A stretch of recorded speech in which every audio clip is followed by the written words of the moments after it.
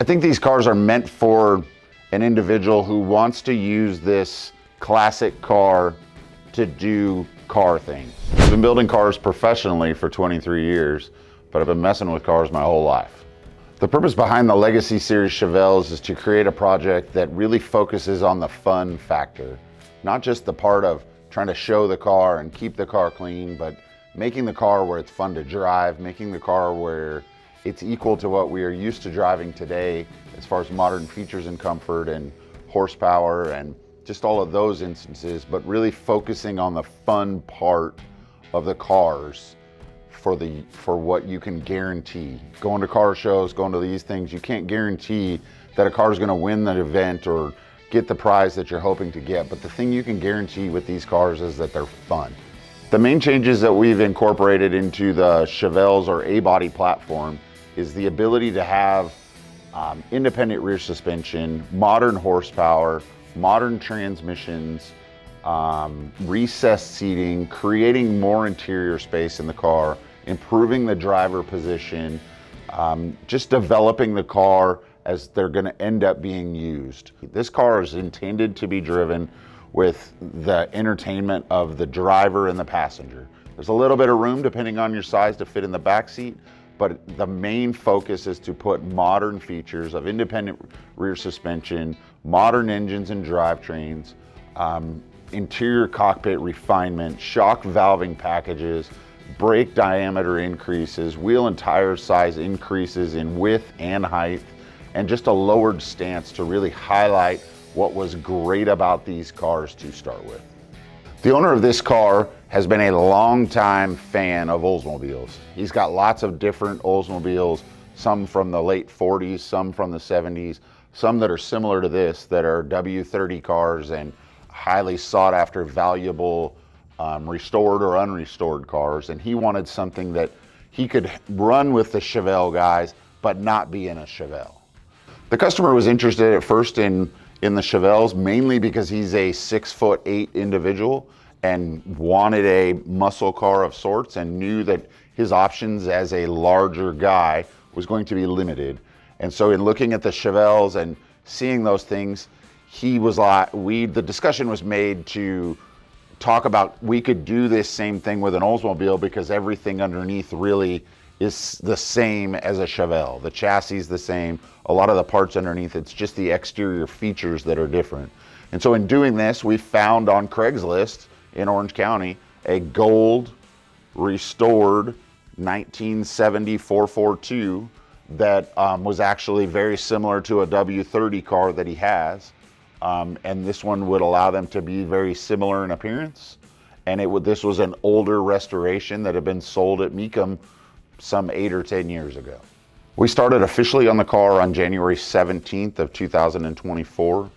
We attended the Good Guys Rod and Custom Road Tour on September 6th, 2024. We'd arrived in Loveland, Colorado with the cars to start the road tour there, and this car had 140 test miles on it at that period of time.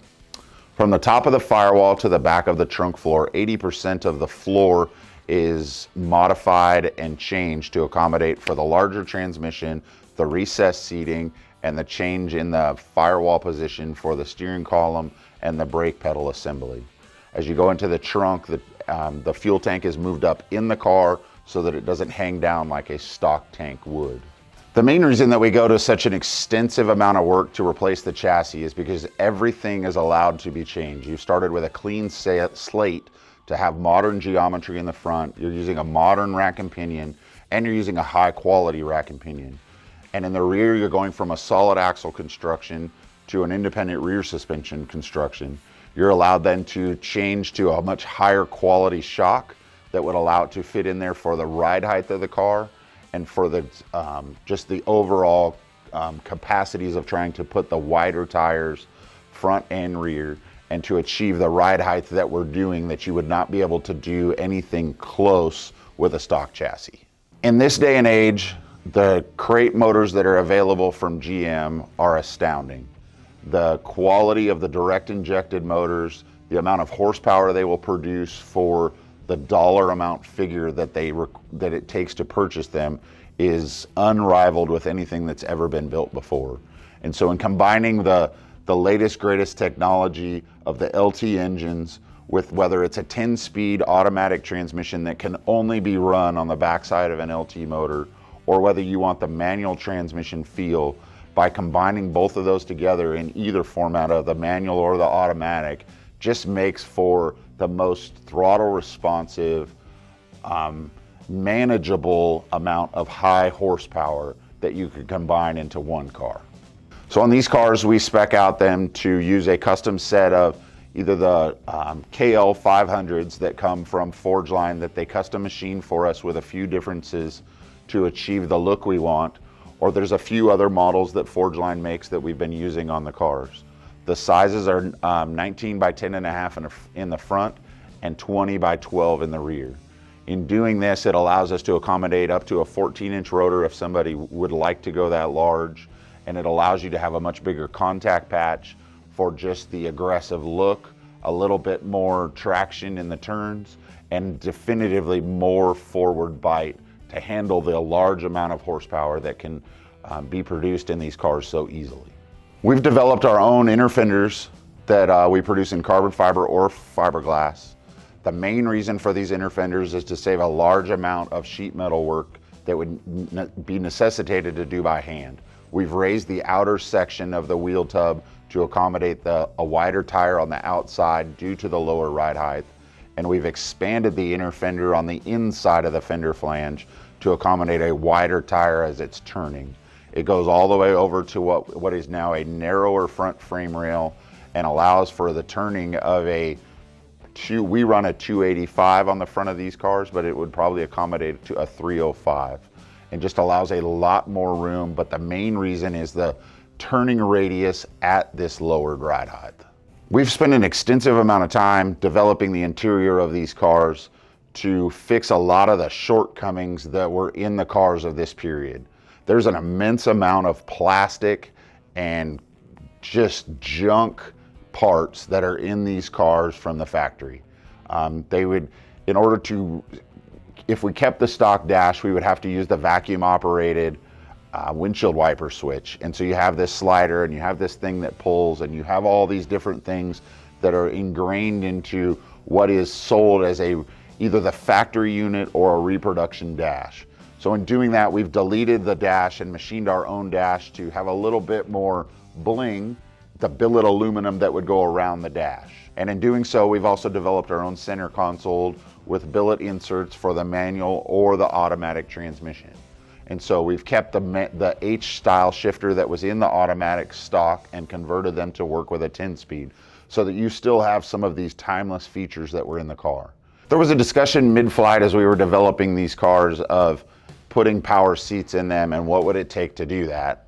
And for some guys, it seems crazy that you would want to move and have electric seats in a car that you're not going to let anyone else drive. And so in going through that, seats were sourced and mocked up in the car, and decided that we would recess the seats and do all the things that we could to make these modern Camaro seats that we source able to be put into these cars and not sit way up in the car, but you're still sitting down in the car, but you're getting the features of having the tilted seat, being able to have a large amount of travel in the seats that Chevrolet would have engineered in their seats so that a short guy or a tall guy could drive the same Camaro. We get a lot of phone calls from guys that don't really understand the difference between this original 70 Chevelle that they thought was so great and what these cars can actually do. And when you break down what it could have been, you deal with cars that didn't have as much caster. You deal with cars that didn't have camber gain in the front. So when you would try to go through a turn, it would scrub the outside tire off. And as you go through just different parts and pieces, they don't have the same traction. They don't look the same. They don't have that same impact when the car drives down the street and you're like, man, that thing just sits good. And there's just a lot of stuff of getting into the air conditioning not operating as good, the carburetor being finicky, and the gas gauge being kind of accurate. And as you go through these things, you start to realize the things that we love about these cars are there's this mechanical feel you want to have in the car, but there's a lot of things that could be improved. And we have gone to the extent to try to improve all of those things, to make this thing where you have the look, the sound, the feel, the fun, all of those things to make this car where it's an enjoyable to drive, whether it's across town, whether it's to take your kids to drop them off at school, whether it's over to the coast for the weekend, whether it's up north to go to a car show, whether it's to go 2,000 miles on a road tour. Is we've tried to make these cars to where you can enjoy them on the open highway at real speeds. As you get on the freeway and you start to get 65, 75, 85 miles an hour, you can drive these cars for a long period of time and do 700 miles in a day. I don't know if I would ever want to take an original car and do the same road tour that we did and go through Custer State Park and go to Mount Rushmore and go through the middle of Wyoming when it's 100 degrees and not think that I wouldn't be hotter because of the air conditioning, and not think that you wouldn't have vapor lock issues in elevation, and just taking a lot of those things out of it that make this car fun.